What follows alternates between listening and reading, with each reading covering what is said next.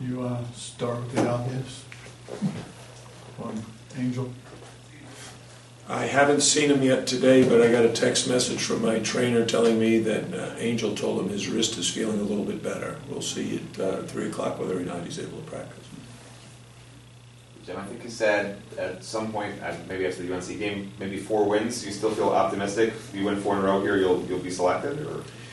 Well, I like to present our team with goals and challenge them.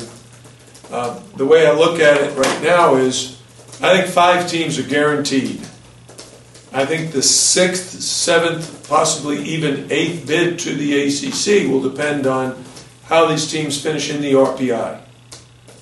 If you look at NC State, I think they've got a very strong case because their non-conference strength of schedule is very, very good.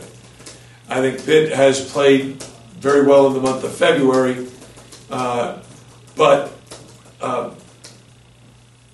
we've put ourselves in a position at 8-8.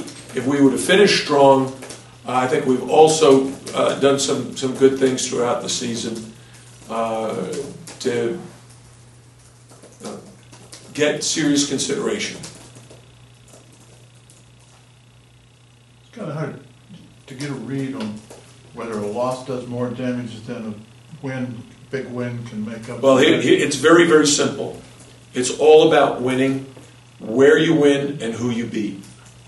If you have a lot of bad losses, which to me, a bad loss is you've lost to someone in the bottom 150. We haven't done that. Other people might look at a bad loss as anybody below 100. Well, everybody's got those. The way I look at it, why did that ring? I shut my phone off. Hold on 1 second. Oh, it's just a notification.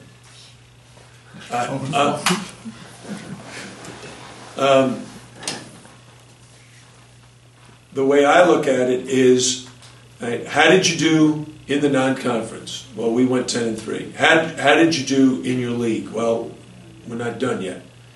But if the teams in our league, any team in our league with a winning record, that means 10-8, you need to get serious consideration because chances are those 8 losses are to really good teams. Losing to a really good team shouldn't hurt you that much. We've lost to Carolina, who's top 20. We've lost to Louisville, top 20. We lost to Virginia in double overtime, top 2. We lost to Florida State. We lost to Wake Forest. Those hurt because they're behind us in the standings. We lost to Georgia Tech. They're behind us in the standings. So those are the league losses that really do hurt. But if you lose, our losses are to Notre Dame, Carolina, Louisville, Virginia, Florida State, Wake Forest, Georgia Tech. Louisville twice. So, 5 of those losses really they shouldn't be held against us. Right? Wins against them, we only have one major win in the conference, and that's at Duke. But we're the only team in the country that's done that. I'm not sure we're not the only team in the country in any season that ever won at Duke and at Syracuse against the number 1 and number 2 winningest coaches of all time in the same year. So, and if Syracuse were eligible for the tournament, they'd be getting very serious consideration because they're like 9-7 right now.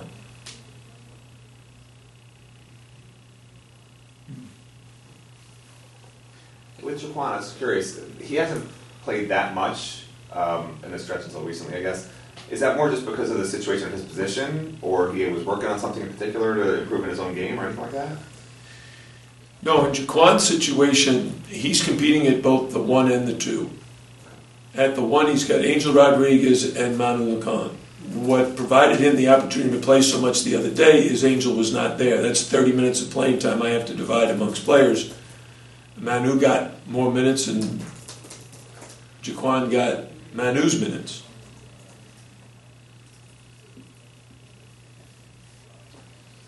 In terms of Pittsburgh, what, obviously, you've had a chance, I'm sure, to start working on that. What is it that it's going to take? Obviously, having to go on the road, never easy in this conference.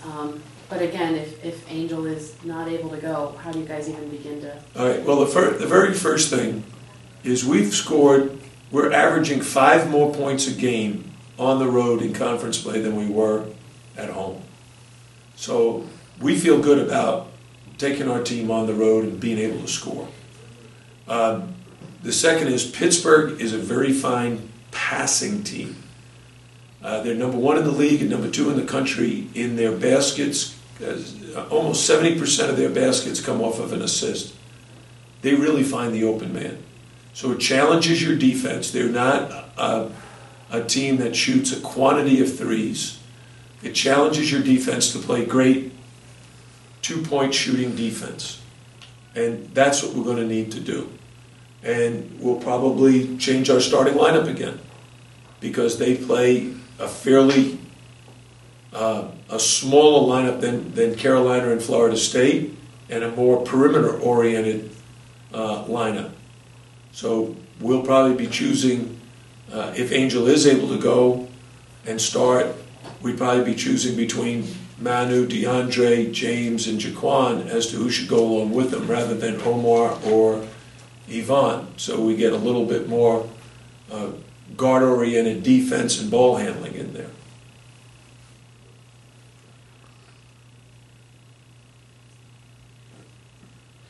You mentioned Yvonne. How do you see how he has progressed this year? It's been a rough year for him.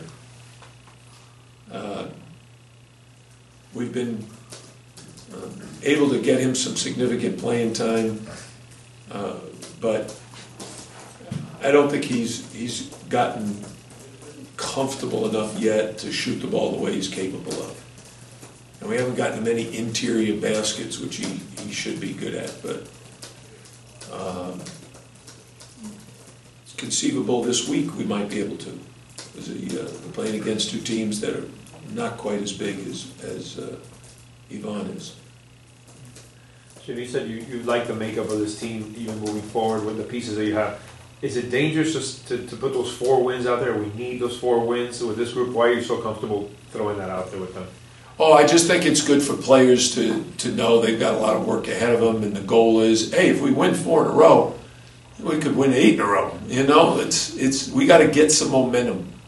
We've got to develop our own inner confidence, and the best way to do that is through victories. Not one and then lose one, win one, lose one, but win several in a row.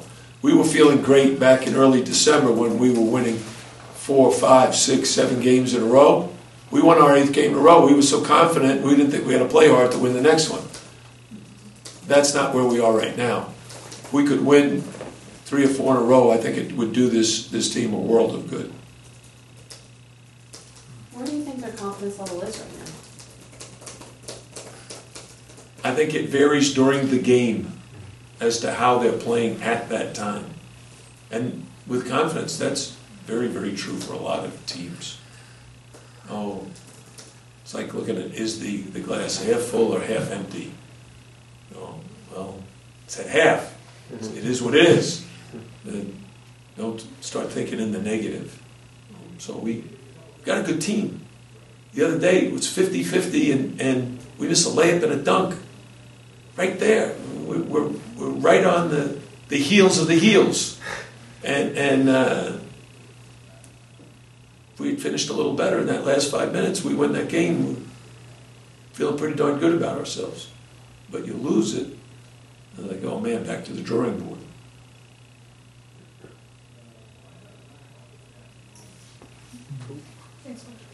Thank you.